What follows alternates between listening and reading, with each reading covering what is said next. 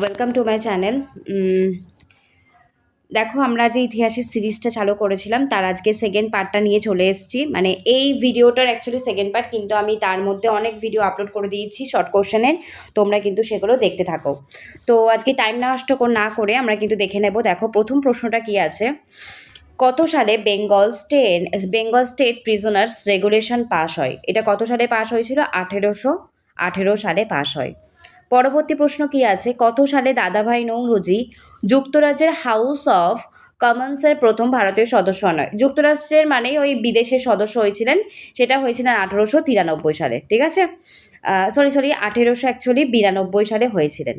তো পরবর্তী প্রশ্ন দেখো কি আছে, স্বাধীনতার পূর্বে ভারতের দারিদ্র্যের ধারণা নিয়ে কে আলোচনা করেন? এটা আমি একটু আগের ভিডিওতে তোমাদেরকে জানিয়েছিলাম। সেটা হচ্ছে দাদাভাই নৌরোজি, যিনি মাথাপিছু আয় নির্ধারণ করেছিলেন। কোন ভারতীয় শাসক প্রথম অধীনতামূলক মিত্রতা নীতি গ্রহণ করেন? তো অধীনতামূলক মিত্রতা নীতি গ্রহণ করেছিলেন কোন ভারতীয় শাসক? হায়দ্রাবাদের নিজাম। তো আমাদের কারেক্ট অ্যান্সার অপশন এ। পরবর্তী প্রশ্ন দেখো কি আছে, 1830 সালে সেন্ট্রাল প্রদেশ বর্তমানে উত্তরপ্রদেশের পশ্চিমাংশে মধ্যপ্রদেশ। আমাদের মনে রাখবে তিনটে বন্দোবস্ত ছিল, চিরস্থায়ী, রায়তওয়ারি আর মহলওয়ারি। মহলওয়ারিটা বেসিক্যালি আমাদের মধ্যপ্রদেশ এবং পাঞ্জাব, মানে আমাদের মধ্য পশ্চিম ভারতে বা বর্তমানে উত্তরপ্রদেশের যে অংশ সেখানে কিন্তু চালু হয়েছিল। আর রায়তওয়ারিটা দক্ষিণ ভারতের দিকে চালু হয়। উডের ডেসপাচ নিম্নোক্ত কোনটি সংস্কারের সাথে যুক্ত? উডের ডেসপাচটা ছিলই হচ্ছে শিক্ষা বিষয়ক একটা সংস্কার। ঠিক আছে, এখানে রেল, শিল্প, সেচ কোনোটাই কিন্তু এদের আনসার হবে না। ভারতের সিভিল সার্ভিসে যোগদানকারী প্রথম ভারতীয় কে ছিলেন? প্রথম ভারতীয় ছিলেন কিন্তু সত্যেন্দ্রনাথ ঠাকুর। পরবর্তী প্রশ্ন দেখো কি আছে, ভারতে পাশ্চাত্য শিক্ষা ব্যবস্থার প্রসারে অগ্রগণী ভূমিকা নিয়েছিলেন আমাদের রাজা রামমোহন রায়। তো আমাদের correct answer option C. Next প্রশ্ন দেখো, একটু আগে উডের ডেসপাচ এলো, উডের ডেসপাচ শিক্ষা বিষয়ের সংস্কারের সাথে যুক্ত। তো কত সালে ব্রিটিশ ইস্ট ইন্ডিয়া কোম্পানি শিক্ষা বিষয়ে সংস্কার প্রকাশ করে? এখানে কিন্তু দুটোই কারেক্ট, 1854। ঠিক আছে, দুটো দিকেই অপশন দেওয়া আছে। নেক্সট প্রশ্ন দেখো, 1875 সালে কে মহামেডান অ্যাংলো ওরিয়েন্টাল কলেজ প্রতিষ্ঠা করেন, যেটি পরবর্তীকালে বিশ্ববিদ্যালয় নামে পরিচিত হয়? তো সেটা কিন্তু সৈয়দ আহমেদ খান কিন্তু প্রতিষ্ঠা করেছিলেন। ভারতের শিক্ষা ব্যবস্থা পুনর্জীবিত করার জন্য কত সালে হান্টার কমিশন গঠন করা হয়? এটা কিন্তু আমাদের correct answer option A. Hunter commission 1882 সালে গঠিত হয়। নিম্নলিখিত কে ভারতের পাশ্চাত্য শিক্ষা এবং ইংরেজি ভাষা প্রবর্তনের পক্ষে ছিলেন? পাশ্চাত্য শিক্ষা মানেই রাজা রামমোহন রায়। ঠিক আছে, আমাদের কারেক্ট অ্যান্সার রাজা রামমোহন রায়। পরবর্তী প্রশ্ন দেখো কি আছে, 1884 সালে পুনেতে কে ডেকান এডুকেশন সোসাইটি প্রতিষ্ঠা করেন? এটা প্রতিষ্ঠা করেছিলেন কিন্তু বাল গঙ্গাধর তিলক এবং গোপাল গণেশ আগারকার। আমাদের কারেক্ট অ্যান্সার কি? Option B. পরবর্তী প্রশ্ন দেখো কি আছে, প্রাপ্তবয়স্ক শিক্ষা সংস্থা জ্ঞান প্রসারক মণ্ডলী গঠন করেছিলেন কে? এটা কিন্তু গঠন করেছিলেন দাদাভাই Naoroji. So correct answer option A. Next প্রশ্ন দেখো, এই পরের প্রশ্নটা কি আছে, অ্যানি বেনারসে সেন্ট্রাল হিন্দু কলেজ প্রতিষ্ঠা করেন, যা পরে তিনি হস্তান্তর করেন, মানে কাউকে হস্তান্তর করেছিলেন। সেটা কাকে করেছিলেন? মদন মোহন মালব্যকে। পরবর্তী প্রশ্ন দেখো, বোম্বেতে কত সালে প্রার্থনা সমাজ প্রতিষ্ঠিত হয়? প্রার্থনা সমাজ কিন্তু 1867 সালে প্রতিষ্ঠিত হয়। এখানে দুটো অ্যান্সার কারেক্ট, এবং প্রতিষ্ঠা করেছিলেন ডক্টর আত্মরাম পাণ্ডুরঙ্গ। ঠিক আছে,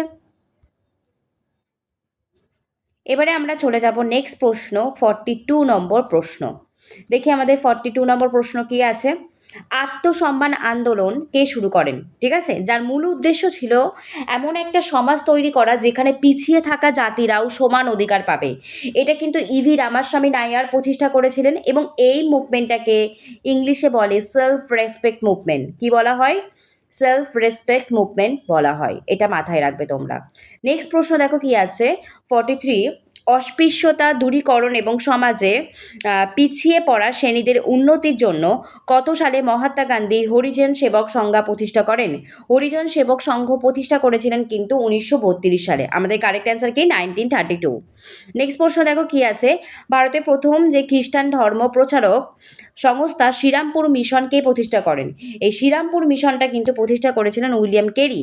তো আমাদের কারেক্ট অ্যান্সার অপশন 2। পরবর্তী প্রশ্ন দেখো কি আছে, আত্মীয় সভা কে প্রতিষ্ঠা করেন? আত্মীয় সভা কিন্তু রাজা রামমোহন রায় প্রতিষ্ঠা করেছিলেন। ঠিক আছে, কত সালে? 1815 সালে কিন্তু প্রতিষ্ঠা করেন। কে প্রার্থনা সমাজের নেতা ছিলেন? প্রার্থনা সমাজ কিন্তু প্রতিষ্ঠা করেছিলেন আত্মরাম পাণ্ডুরঙ্গ এবং নেতা ছিলেন কিন্তু মহাদেব গোবিন্দ রানাডে। ঠিক আছে, তাহলে আমাদের কারেক্ট অ্যান্সার কি? Option D. পরবর্তী প্রশ্ন দেখো কি আছে, কোন সমাজ সংস্কারক 1830 সালে ব্রাহ্ম সমাজ প্রতিষ্ঠা করেন? বাল্য বিবাহ, সতীদাহ প্রথা, সামাজিক বিভাজনের বিরুদ্ধে পদক্ষেপ গ্রহণ করেন। এটা আমাদের কারেক্ট অ্যান্সার কি হয়ে যাবে? রাজা রামমোহন রায়।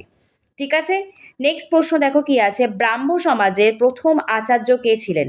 আমাদের ব্রাহ্ম সমাজের প্রথম আচার্য ছিলেন কিন্তু রাজা রামমোহন রায়। আর নেক্সট প্রশ্ন, রাজা রামমোহন রায় কোন শহরে ব্রাহ্ম সমাজ প্রতিষ্ঠা করেন? কলকাতাতে করেন। এই প্রত্যেকটা প্রশ্ন কিন্তু প্রিভিয়াস ইয়ারে এসছে। ঠিক আছে, নেক্সট প্রশ্ন দেখো কি আছে, নিম্নলিখিত কোথায় ব্রাহ্ম সমাজ প্রতিষ্ঠিত হয়ে থাকে? বাংলায় কিন্তু ব্রাহ্ম সমাজ প্রতিষ্ঠিত হয়। ঠিক আছে, এবারে দেখো পরবর্তী প্রশ্ন, মহিলাদের অধিকারের জন্য কে 1852 সালে মহিলা সেবা মণ্ডল প্রতিষ্ঠা করেন? এটা কিন্তু আমাদের কারেক্ট অ্যান্সার হয়ে যাবে সাবিত্রবাই ফুলে। ঠিক আছে, পরবর্তী প্রশ্ন দেখো, নিচের কোন জোড়াটা সঠিক? এখানে আমি কারেক্ট অ্যান্সারটাই বলে, তো সত্যশোধক সমাজ কিন্তু জ্যোতিবা ফুলে প্রতিষ্ঠা করেন। আর সবগুলো দেখো, পুনা সর্বজনীন সভায় এটা কখনোই সুভাষচন্দ্র বসু করেননি। হিন্দুস্তান সোশ্যাল রিপাবলিকের অ্যাসোসিয়েশন এটাও অ্যানিমেশন করেননি। থিওসফিক্যাল সোসাইটি তো ব্লাভাটাস্কি এবং ওলকট করেছিলেন, তো সরোজিনী নাইডু করেনি। তো আমাদের কারেক্ট অ্যান্সার অপশন বি। পরবর্তী প্রশ্ন দেখো কি আছে, কে হিন্দু ধর্মের পুনরুজ্জীবন এবং পশ্চিমের নব্য বেদান্ত নামে পরিচিত অদ্বৈত বেদান্তের ব্যাখ্যা প্রসারে প্রধান ভূমিকা পালন করে? এটা করেছিলেন কিন্তু স্বামী বিবেকানন্দ। ঠিক আছে, আমাদের কারেক্ট অ্যান্সার কি? Option A. পরবর্তী প্রশ্ন দেখো কি আছে, নিম্নলিখিত কোনটির সাথে লালা লাজপত রায় জড়িত ছিলেন? তো এখানে সি এর অপশনটা পড়েনি। লালা লাজপত রায় কিন্তু যুক্ত ছিলেন সার্ভেন্টস অফ পিপলস সোসাইটির সাথে। ঠিক আছে, এবারে আমরা চলে যাব আমাদের পরবর্তী প্রশ্ন, 1897 সালে রামকৃষ্ণ মিশন প্রতিষ্ঠা করেন কে? রামকৃষ্ণ মিশন কিন্তু প্রতিষ্ঠা করেছিলেন আমাদের স্বামী বিবেকানন্দ। ঠিক আছে, পরবর্তী প্রশ্ন দেখো কি আছে, নিম্নলিখিত কে হিন্দু ধর্মের বিভিন্ন আচার যেমন মূর্তি পূজা, জাতপাত, মেয়েদের বেদের শিক্ষার নিষেধাজ্ঞা ইত্যাদির বিরুদ্ধে প্রচার চালান? এটা করেছিলেন কিন্তু দয়ানন্দ সরস্বতী। আমাদের কারেক্ট অ্যান্সার কি? Option B. পরবর্তী প্রশ্ন কি আছে দেখো, বেলুড় মঠ কোথায় অবস্থিত? বেলুড় মঠ কিন্তু পশ্চিমবঙ্গে অবস্থিত। কে 1893 সালে প্রথম বিশ্ব ধর্ম সম্মেলন ভারতের হয়ে প্রতিনিধিত্ব করেন? এটা কিন্তু আমাদের কারেক্ট অ্যান্সার হয়ে যাবে স্বামী বিবেকানন্দ। ঠিক আছে, নেক্সট প্রশ্ন দেখো কি আছে, গ্র্যান্ড ওল্ড ম্যান কাকে বলা হয়? দাদাভাই নৌরোজিকে কিন্তু বলা হয়। পরবর্তী প্রশ্ন, ব্রিটিশ পার্লামেন্টের হাউস কমন্সে প্রথমবার ভারতের সম্পদের বহির্গমন তথ্যটি প্রকাশ করেছিলেন কে? দাদাভাই নৌরোজি কিন্তু প্রকাশ করেছিলেন। আজকেও আমি মোটামুটি 25 থেকে ধরে রাখো 30টা প্রশ্ন নিয়ে আলোচনা করলাম। পরবর্তী ভিডিওতে কিন্তু আমি এই সিরিজটা, এই টপিকের যে আমি কমপ্লিট করে দেব এবং তারপরে কিন্তু আমরা আরেকটা নতুন টপিক স্টার্ট করব। তোমরা যারা ভিডিওগুলো আমার দেখোনি আগে, সেগুলো কিন্তু প্লেলিস্ট থেকে তোমরা অবশ্যই দেখে নেবে।